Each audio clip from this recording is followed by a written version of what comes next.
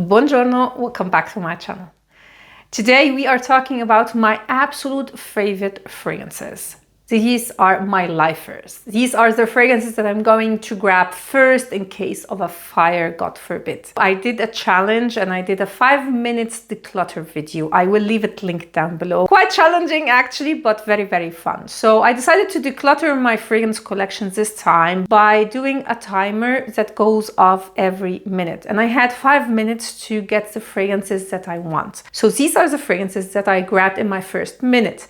If you watched that video, you will know that I grabbed 24 fragrances. But since I like rounded numbers, I am going to talk about 20 fragrances today. And you may say 20 fragrances is definitely too much, and I agree actually. But after all, I have a fragrance collection of 140, and a lot of you were curious to know what fragrances did I grab, because you couldn't, see in the video which fragrances I did grab at the first minute. So today I'm going to talk about them. We have 20 fragrances and I'm not going to rank them. I'm just going randomly through these fragrances. So if you want to know my absolute favorite fragrances of all time, then please keep on watching. But before we start, if you are new to my channel, hi, welcome. My name is Noura and on this channel I mostly talk about fragrances. So if you are a fragrance lover, then please consider subscribing and also hit the notification bell so you will get notified when I upload any new video. I will highly appreciate if by the end of this video you found it helpful or you enjoyed it to give me a thumb up. That will help me a lot. And without further ado, let's start. So I think the first fragrance that I grabbed, and it's not a surprise for anyone who is subscribed to my channel, Coco Eau de Parfum from Chanel. This is the first fragrance I ever got in my life, and I have a lot of memories connected to this fragrance, and I absolutely love it. It's me in a bottle. So not a surprise that I first grabbed this fragrance. This is an ambery fragrance that has a lot of spices. There is a lot of cloves here. And it is definitely on the mature side. But let me tell you, I wore this fragrance when I was a teenager, so that says a lot. And it is one of the most elegant, mysterious fragrances and the best from Chanel in my opinion. Love this fragrance, love the performance, everything about it is just perfection for me. Now, the rest of the fragrance I'm not going to do in any particular order, as I said. Next, let's talk about Wajan. Of course, Wajan has to be, it's one of my top 10. This is a cinnamon bomb. It's sweet, it has honey, it's spicy from the cinnamon. It's one of the most beautiful fragrances I've ever smelled in my life. Love it. It is targeted to men, but I find it quite unisex, even leaning feminine. Love this fragrance, highly recommending. It's nuclear. This one remains the whole day. It's very projecting, and if you love cinnamon, this is the best. You cannot go wrong with this one. Next is another fragrance that I find a staple for me during winter. Again, I would say it's one of my top 10. Rouge SARAY from Atelier des Ors. This, it's a smoky, woody, sweet fragrance. It has a lot of dried fruits in it, and it has this beautiful smoky woody base. I have a full review on this one. You can find it in the description down below. And to me, this smells like you are eating, dried fruits, these, the good kinds, these sticky, juicy dried fruits. And you are beside like the fireplace, so you have this crackling woods, you have a smoky touch. This is how I can describe this fragrance. Love this fragrance for the winter. It gives me also a comforting vibe, maybe because the atmosphere that I imagine this fragrance in. But yeah, perfect winter and Christmas also fragrance. Love it, highly recommend it for those who love sweet fragrances but want something a little bit special. You want something smoky. Let's say this is an elevated version of By the Fireplace from Maison Margiela. Next we have Penhaligon's The Bewitching Jasmine. Oh my god, another stunning fragrance that is in my top 10 for sure. This is Oud and Jasmine. Perfect introduction into oud fragrances. This is my favorite Penhaligon's fragrance. It's very fitting, the name. It's quite bewitching. It's intriguing and bewitching and has this mysterious vibe to it, and I absolutely love it. In the beginning, yes, you may say it's a little bit, you know, barnyardy, just a little bit, but this is in oud fragrances. When you first spray it, you will get a little bit of this, you know, animalic touch, but it does develop so beautifully. 10 out of 10, stunning fragrance. I would not change anything about this fragrance. Love it, love it, love it. If you want a special oud fragrance, or you want to, you know, dip your toes into oud, this is the best choice for you. Next, we have another spicy ambery fragrance, Magenta Tanite. This has a lot of similarities with Changing Constance from Penhaligon's, but it's not as airy. So my problem with that fragrance, I would have grabbed it instead of this one, is the performance is like really, really bad. It's too airy, it's too soft. It disappears practically, but it's so well blended. This one, in comparison, seems maybe not so well blended, but it is very long lasting, and it is a stunning, stunning fragrance. We have here again cinnamon. You have cardamom, which I really, really get. Cardamom is very strong here. So definitely for those who love spicy fragrances, mixed with vanilla, it is so, so, so beautiful. Sweet, spicy, ambery. And a lot of people say they smell the coffee here and the cinnamon.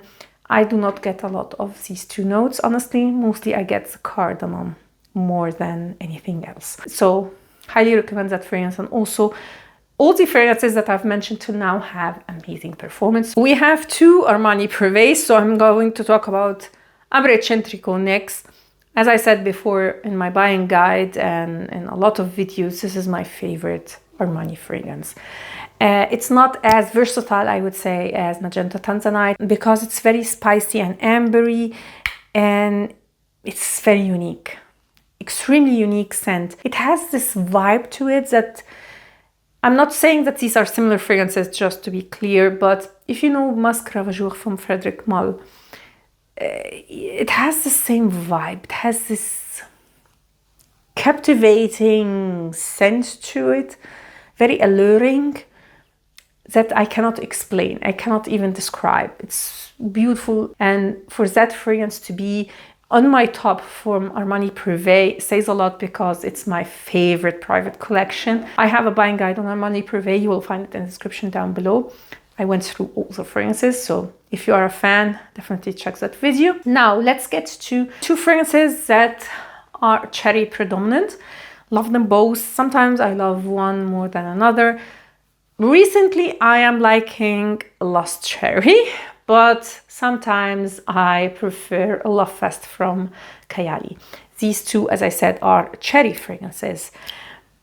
Main difference that this is more gourmand. Lost Cherry has really like a strict gourmand scent, especially in the opening. It is like smelling a cherry pie. While Love Fest has this woody, smoky touch that definitely differentiates it from Lost Cherry, but it gives it this depth that sometimes I look for. Yeah, I cannot choose between these two, and they are two of my favorite fragrances of all time.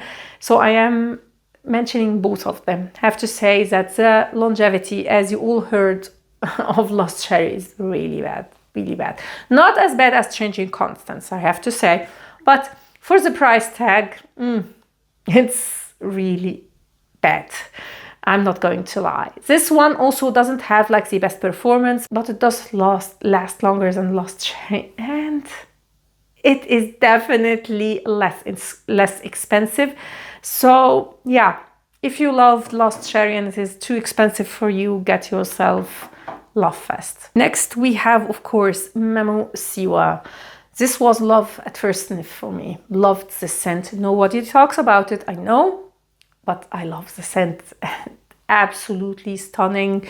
It's an ambery narcissus fragrance with some incense, and it's so creamy and balmy, and it smells like a dry oil. Love the place and love the fragrance. This is an underrated gem from Memo, but I have to mention that the performance is lacking on this one, and it is after all, like from the beginning, not a screamer, not very loud fragrance, but I've never smelled anything like it, and I love it, love it. Would have wished for better performance, of course, but I have to say, the more I'm wearing this fragrance, the more I'm obsessed with it. Love it.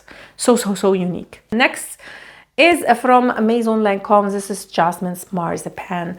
Of course, I've talked a lot about this fragrance. A couple of years ago, this was so hyped. No one talks about it now, but it's still one of the best jasmine fragrances ever created. It's not gourmand, by the way, because some people, when they see Jasmine Marzipan, they think it's a gourmand scent. It's not. It's a woody jasmine. It's very special. It's very, very special and very, very sexy.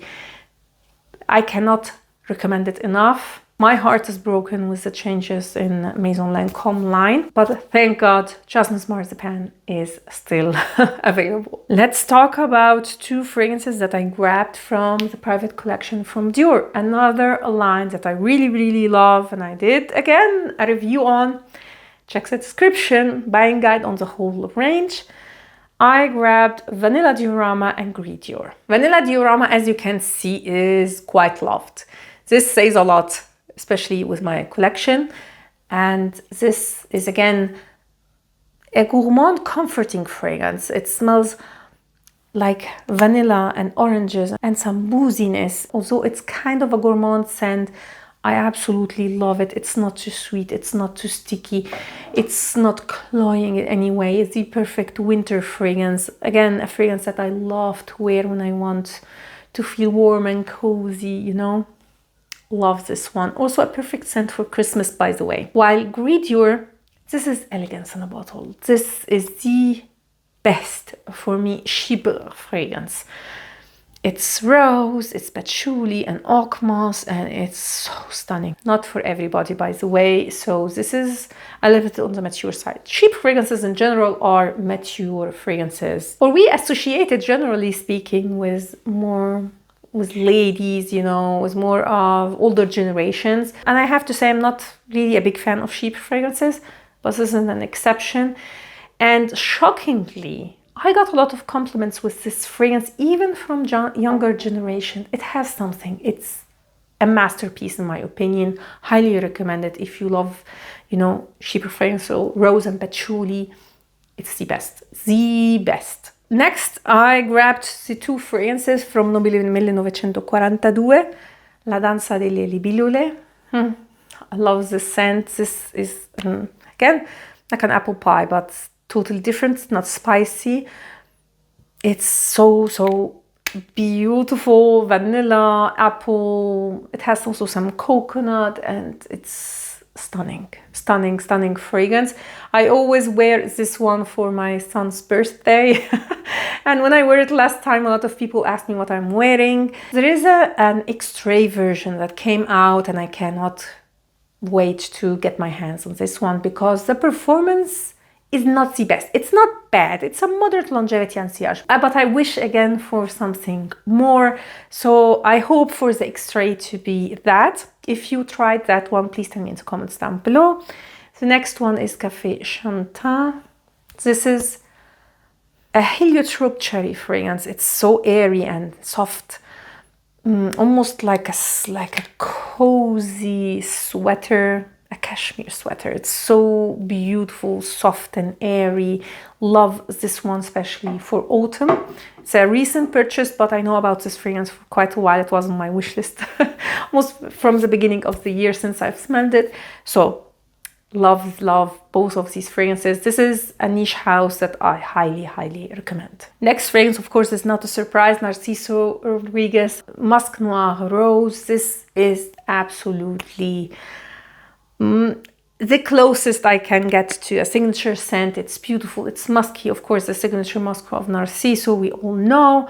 It has it has some rose, some tuberose, and a beautiful plum note. It's so stunning, so beautiful, elegant, but yet versatile. So I can wear it for special occasions. I can wear it every day. I can wear it to the office. It's the most versatile fragrance in my collection, hands down, and it is my favorite from Narciso, hands down.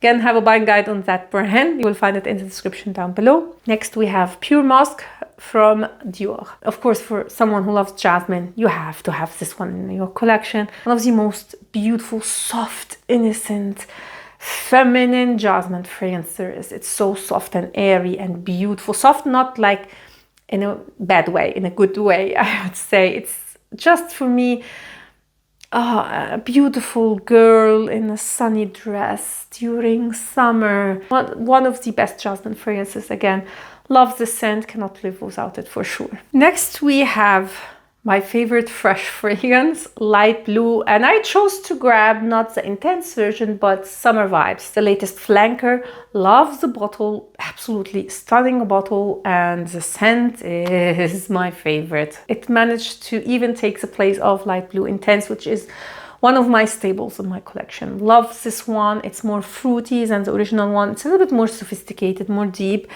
It has more like a woody, fruity touch. So stunning, and the bottle is everything. Then we have another, I would say, freshie. Not a perfume, Superdose. This is a molecular fragrance. It's not for everybody. This is mostly Citalux, like ambroxan, so it's kind of an enhancer.